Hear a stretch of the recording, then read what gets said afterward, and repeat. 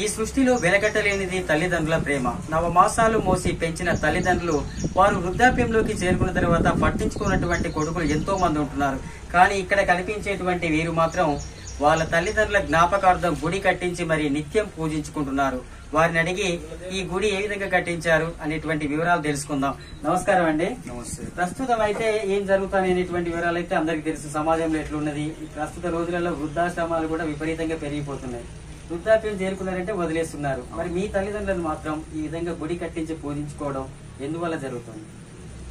మా నాన్నగారు మమ్మల్ని కని పెంచి పెద్ద చేసి మమ్మల్ని ఒక మంచి దారిలో నీతి నిజాయితీగా ఎలా బతకాలో నేర్పించి మమ్మల్ని చదివించి ఈరోజు ఈ స్థాయిలో మేము ఉన్నామంటే మా నాన్నగారు చేసిన కృషి. మా నాన్నగారిని మా అమ్మ పోయారు, తర్వాత నాన్నగారు పోయారు.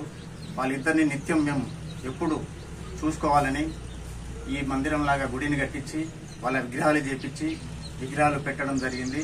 అంటే కొంతమంది వాళ్ళ తల్లిదండ్రుల జ్ఞాపకార్థం గానీ ఏదైనా గుడి కట్టించడమో వేరే దేవుళ్ళని పెట్టడం జరుగుతుంది. ఈ విగ్రహాలు అనేటువంటి వీళ్ళే పెట్టుకోవడానికి కారణం అంటే అమ్మా నాన్నను మించిన దైవం లేదంటారు.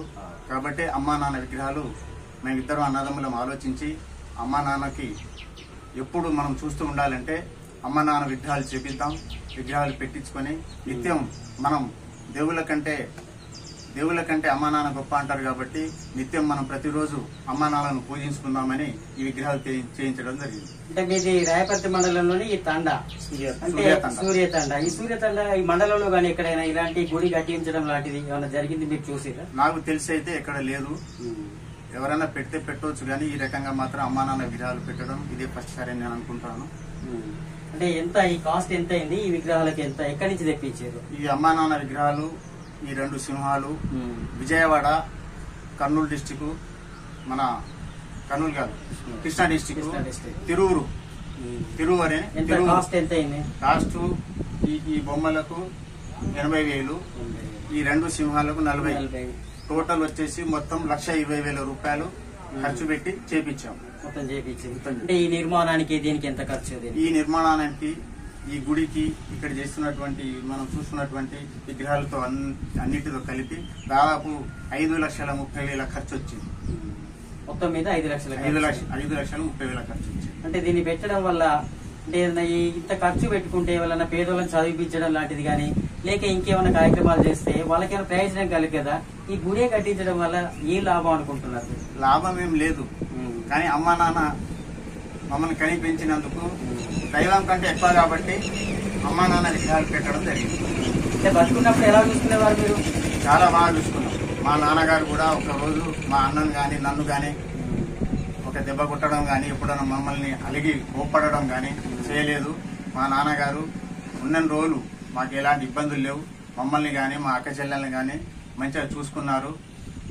మంచి ప్రేమతో మమ్మల్ని చూసుకున్నాడు. కాబట్టి మా అమ్మ నాన్న ఆశయాలు కానీ మా అమ్మ నాన్న నిత్యం మేము చూస్తూ ఉండాలని చెప్పి విగ్రహాలు కట్టడం జరిగింది. అంటే సాధారణంగా పిల్లల్ని మంచిగా చూసుకోవడం తల్లిదండ్రులకు ఉంటది, వాళ్ళు అదే విధంగా చూసుకున్నారు. అంటే మీరు వాళ్ళని ఆ విధంగా చూసుకున్నారు అనుకుంటారు? అట్లేం లేదు, తల్లిదండ్రులు చూస్తారు.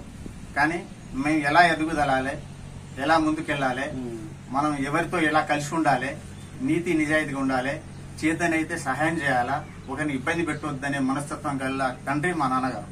అంటే మీ యొక్క కుటుంబం వరకు ఏ విధంగా ఉండేదా లేక అందరు కూడా తల్లిదండ్రులు ఏ విధంగా మీరేమన్నా చూసుకున్నటువంటి పిల్లల్ని వాళ్ళని గమనించారా? ఇక వేరే కుటుంబాలంటే ఎవరి తల్లిదండ్రులు వాళ్ళు చూసుకుంటారు, ఎవరి వాళ్ళు చూసుకుంటారు, ఉన్నంతలో చూసుకుంటారు. మేము కూడా మా నాన్నగారు మమ్మల్ని మంచిగా చూసుకున్నారు, మేము కూడా నాన్నను మంచిగా చూసుకున్నాం. ఏ లోటు రాకుండా చూసుకున్నాం, చనిపోయేంత వరకు దగ్గరుండి చూసుకున్నాం. వాళ్ళైతే అంటే వయసు మీరిన తర్వాత చనిపోయారు. మా అమ్మగారు 7 సంవత్సరాలు అయింది, తర్వాత మా నాన్నగారు చనిపోయారు. 93 సంవత్సరాల వయసు మా నాన్నది. అంటే ఇంకా ఏం కార్యక్రమాలు చేయాలనుకుంటారు ఈ గుడి కట్టిన తర్వాత? మేము గుడి కట్టిన తర్వాత ప్రతి సంవత్సరం మా నాన్నగారి పేరు మీద ఒక 200-300 మందికి ప్రతి సంవత్సరం అన్నదానం చేయాలని అనుకుంటున్నాం. మా అమ్మ నాన్న పేరు మీద ఒక ఫౌండేషన్ అంటే రిజిస్ట్రేషన్ లాగా చేసి ఏమైనా పేదోళ్ళకి ఏమైనా సాయం, మా చేతనైనా సాయం చేయడానికి చారిటీ ఏర్పాటు చేసి వాళ్ళకి ఏమైనా అయితే మన చేతనే, మా అన్నదమ్ముల చేతనే ఎంత సాయం చేయడానికి కూడా మేము సిద్ధంగా ఉన్నాం. 2 అన్నదమ్ములం కూడా ఆ నిర్ణయం తీసుకున్నాం. ఇదండి పరిస్థితి.